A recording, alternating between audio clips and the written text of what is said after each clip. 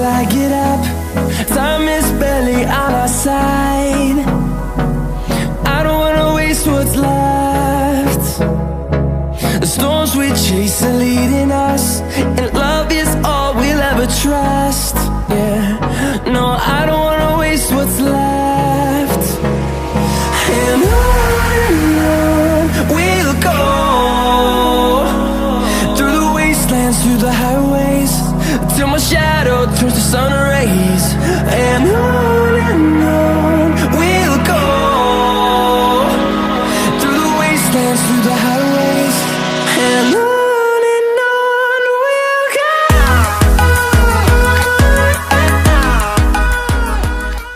আসসালামু আলাইকুম সবাইকে স্বাগত জানাচ্ছি আমার নতুন একটি ব্লগে। আজকে আমরা যাচ্ছি হলো জাফলংয়ে। আশা করি ভিডিওটি আপনাদের সবার ভালো লাগবে। ওই পাহাড়গুলো কি ইন্ডিয়ার? ওগুলো সব ইন্ডিয়ার।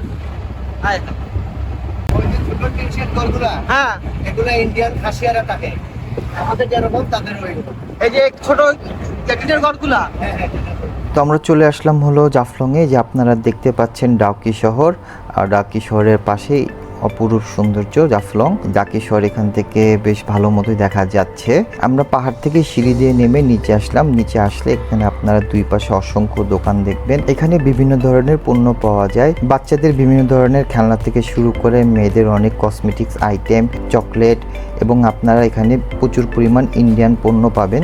আসলে প্রাইস ডিফারেন্সটা খুব একটা বেশি না, কিন্তু ঢাকার থেকে যদি আপনি এইসব প্রোডাক্ট কিনতে যান তাহলে অনেক টাকা পড়ে যায়। আমরা এখানে বেশ কিছু চকলেট কিনবো যাওয়ার সময়। জাফলংয়ে বেশ কিছু ধরনের প্রতারণা হয়ে থাকে। যদি বলি, 1 নাম্বার হলো ফটোগ্রাফার, 2 নাম্বার হলো বোট ভাড়া ও বিভিন্ন ধরনের অ্যাক্টিভিটিস, 3 নাম্বার হলো বিভিন্ন পর্যটন স্পটে আপনাকে ঘোরাবে বলে অফার করা হয়ে থাকবে। ফটোগ্রাফার ও নৌকা মালিকের সাথে আগের থেকে আপনি দাম দর ঠিক করে নেবেন। শীতকালে ঘুরতে আসেন তাহলে বিভিন্ন ধরনের ঝর্ণা পাবেন না, সো এইসব ঝর্ণার জন্য অফারগুলা গ্রহণ করবেন না।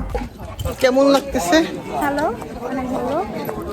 জাফলং কেমন দেখতেছো? কেবল তো শুরু করলাম, ঢুকতে দাও। ঢুকতে দাও না, উপরের দৃশ্য কেমন দেখলা? ইন্ডিয়ানের শহরগুলো দেখছো? আইসক্রিম খাবা? খাও। আমরা এখন 0 পয়েন্টের দিক যাচ্ছি। তো এই জায়গায় প্রচুর দালাল আর নৌকালাদের ডিস্টার্ব।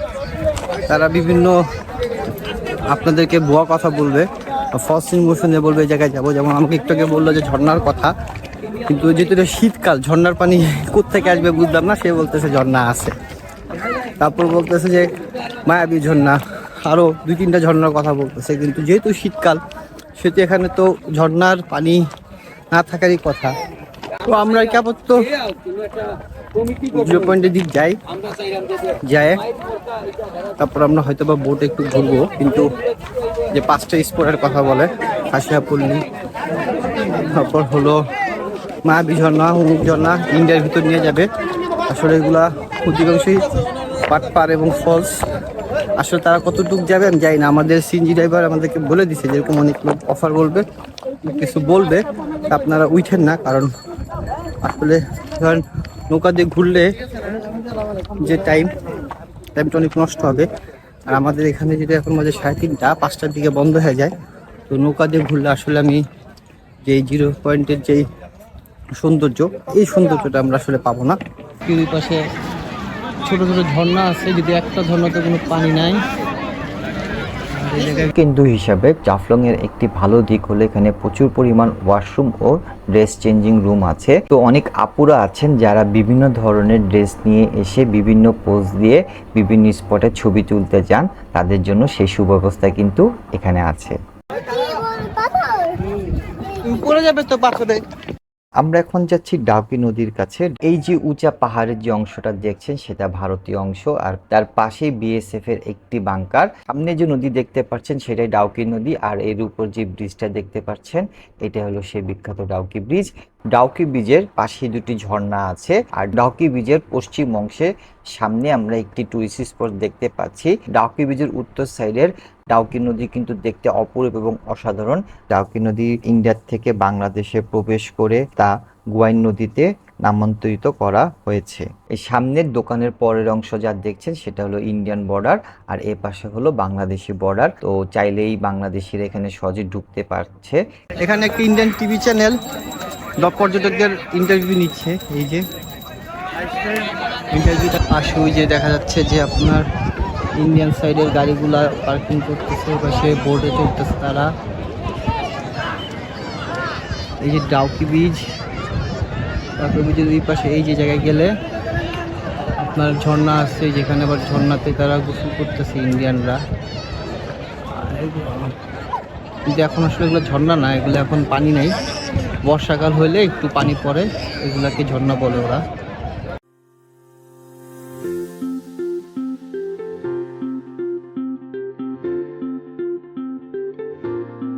বেশি ডিপ না, আসো।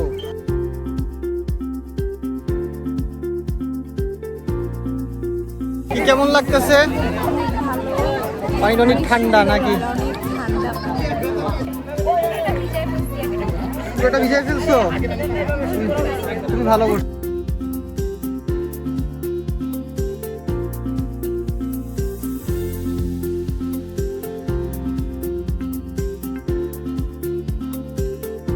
ট্যুরিস্ট অ্যাক্টিভিটি হিসাবে কিন্তু জাফলংয়ে অনেক কিছু আছে।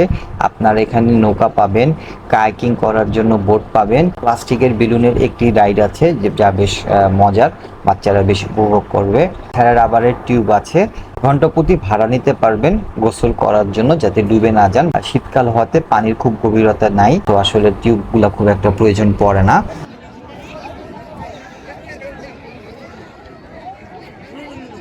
আমি এখন আছি জাফলংয়ের এই মাঝামাঝির দিকে একটু।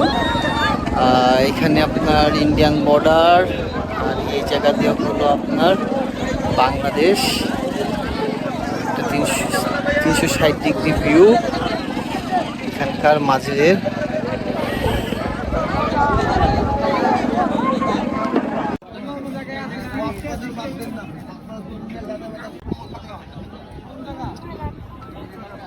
দেখেন এই ভাইটা পাথর চুরি করতেছে, কিন্তু পাথর চুরি করতে পারতেছে না, বড় পাথর দেখে। ও বাবা রে বাবা, ভাই তো পুরো শক্তিমান। মারেন মারেন বাবা।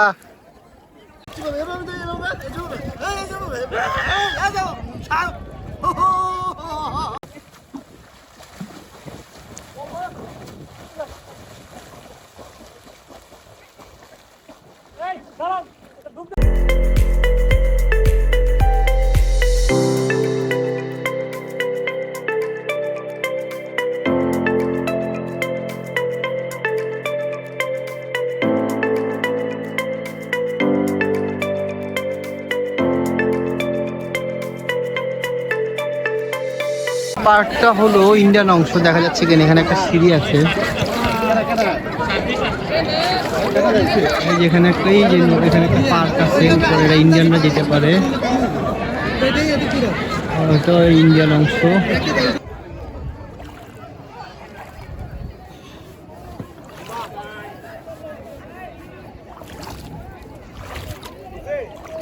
আজকের পানিটা কিন্তু অসাধারণ ঠান্ডা এবং ডাউকি নদীর উপর হেঁটে খুব আরাম পাওয়া যাচ্ছে। আর ডাউকি নদীর পানি অত্যন্ত ক্লিয়ার থাকার কারণে হেঁটেও মজা পাওয়া যাচ্ছে, কারণ পাথরগুলো দেখা যাচ্ছে এবং বড় বড় পাথরের উপর পা দিয়ে আরাম করে হাঁটা যাচ্ছে। ঘোলা পানি হলে কিন্তু পিছলা খেয়ে ব্যথা পাওয়ার সমূহ সম্ভাবনা থাকে। না, ইন্ডিয়ান বর্ডার।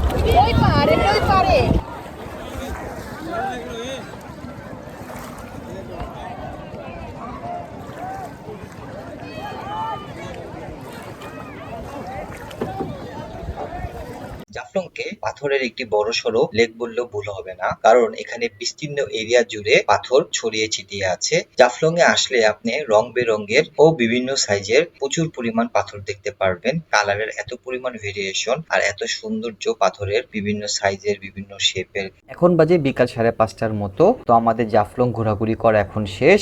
আমি ও আমার ওয়াইফ যাব মার্কেটে কিছু চকলেট কিনবো। দেখতে দেখতে কিন্তু সন্ধ্যা হয়ে গেল এবং সূর্য অস্তমিত যাচ্ছে। দেখুন কি সুন্দর একটা দৃশ্য। আর আমরা নামলাম হলো আপনার কায়াকিং করতে, আমি আর আমার ওয়াইফ। এটাই করো না, সমস্যা কি? একসাথে দাও, অল্প আস্তে করে। হ্যাঁ দাও, তুমি একসাথে দাও, সিঙ্ক করে দাও। হ্যাঁ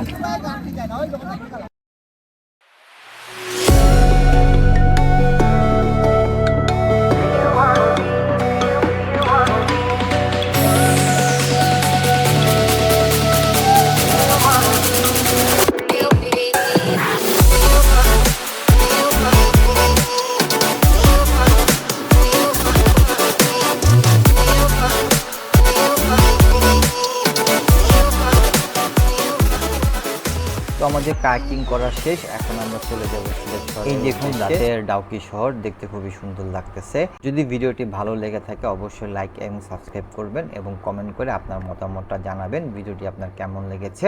আল্লাহ হাফেজ, আসসালামু আলাইকুম।